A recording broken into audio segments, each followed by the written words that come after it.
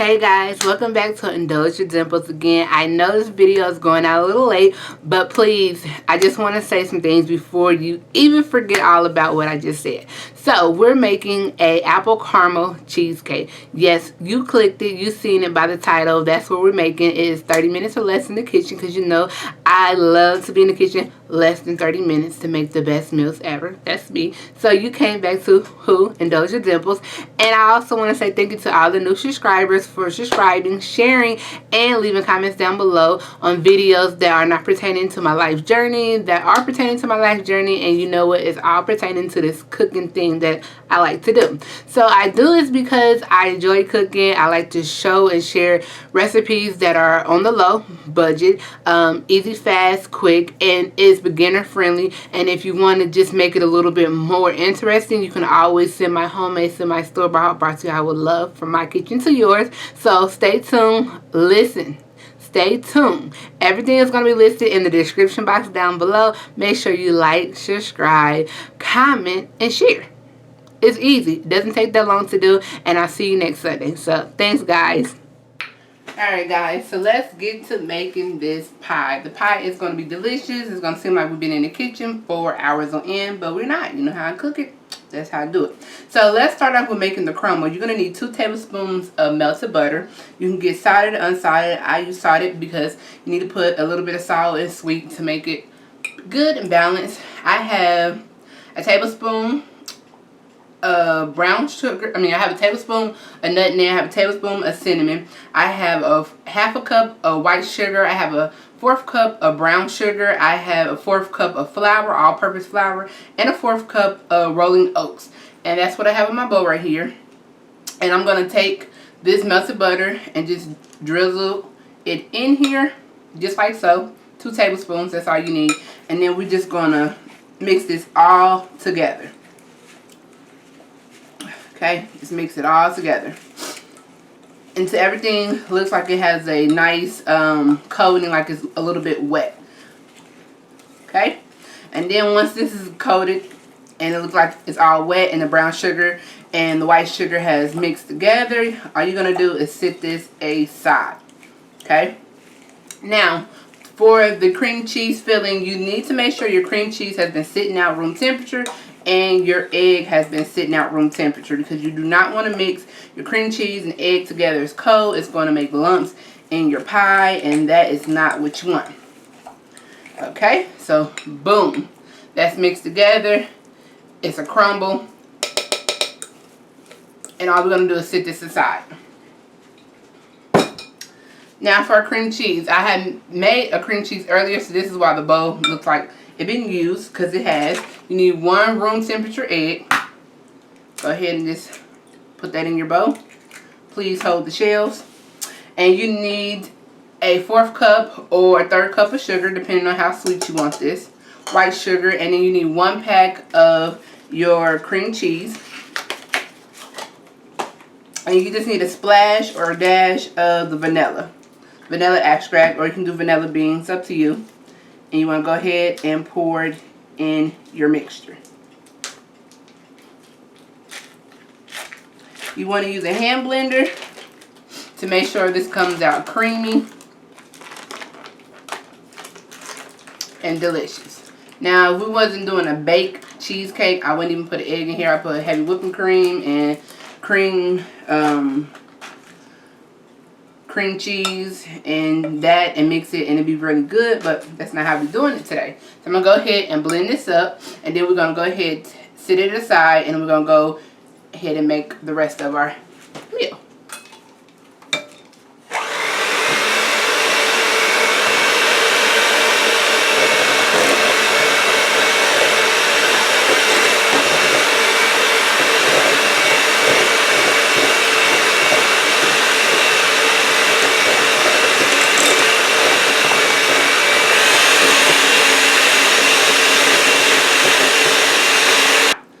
Go ahead and add just a dash of the vanilla. Mix it up one more time and then sit it aside. And we're going to go ahead and make the pie, apple caramel pie filling that's going to make this pie delicious. Guys, and the last thing you need to do to make sure that this pie comes out beautiful and tasty is you need to buy a can. You don't have to buy this name brand can, but any can of the caramel apple, and you need to open it up. Now, you only have to add a couple ingredients to make this taste good, or if you want to, you can go the long route and make your own. Stew the apples and all that good stuff, but we're not about to do all that, okay? So we're just going to dump this can of caramel apple mixture, which has already been prepared for us. Make sure you get you a spatula so you can get all the apples at the bottom of the can and the syrup. You only need 1 can for this. You want to go ahead and just add your little bit of ground nutmeg, just a sprinkle, and a little bit of your ground cinnamon. I sprinkle here and there. If you want, you can add a pinch of brown sugar and white granulated sugar. Something that you really don't need to add in here, but hey, it gives it extra flavor. You want to go ahead and mix this around. Now, if you're going to home make your stewed apples, you need to start that first before you even start your crumble, and then move on to your crumble and then your pie filling. Now, if you home making everything, you at the wrong channel, because I'm not going to make no crust, no dough. I'm not going to do all that because we're not trying to be in the kitchen all day. We want you to think we're in the kitchen all day, but we're not trying to be in the kitchen all day. Okay? Now, if it's too sweet for your liking, you might want to take some of the filling out. If it's just right, keep it in there, keep it moving. Set this aside. So at this point of the cooking game, you have 3 mixtures that you're going to need. You have your apple filling, which is going to be delicious. You have your crumble right here, which is going to go on top of the apple filling. And guess what? You have your cheesecake filling, which is going to go on the bottom of your already made pan of crust. Okay, so what you want to do, go ahead and give everything one last stir. Cheesecake filling, a stir. Your crumble, a stir. And your pie filling. 3 simple things that did not take that long for us to get together. So what I want to do is go ahead, open up the pie crust tin. Be very careful when you're doing this. You want to go ahead and also preheat your oven to 375. This is going to cook for about 45 minutes. Then you're going to let it cool down for an extra 10. And then it's going to be time to cut into it. So first thing first, don't worry about if it has any little cracks in there, because this pie is going to be filled up. Don't even worry about it. Take your cheesecake filling and just pour it in your pie crust. Make sure your sugar and egg has been blended up very well. Make sure you taste it before you add your egg in there if you don't want it too sweet or if you want it a little extra sweet. You don't want it too sweet because everything else is in this pie crust is going to be sweet. And this is going to make it extra sweet if you make your filling too sweet. Now the next thing you want to do, go ahead and get you a spoon and spoon in some of your apple filling. It's best to start in the middle and work your way out, because if you start on the edge and work your way in, it's going to spill out. So just start in the middle and work your way out. So that'll tell you how much room you have around. And every bite is going to have this nice apple caramel filling in there. So don't worry. Everybody's going to get a little bite of something.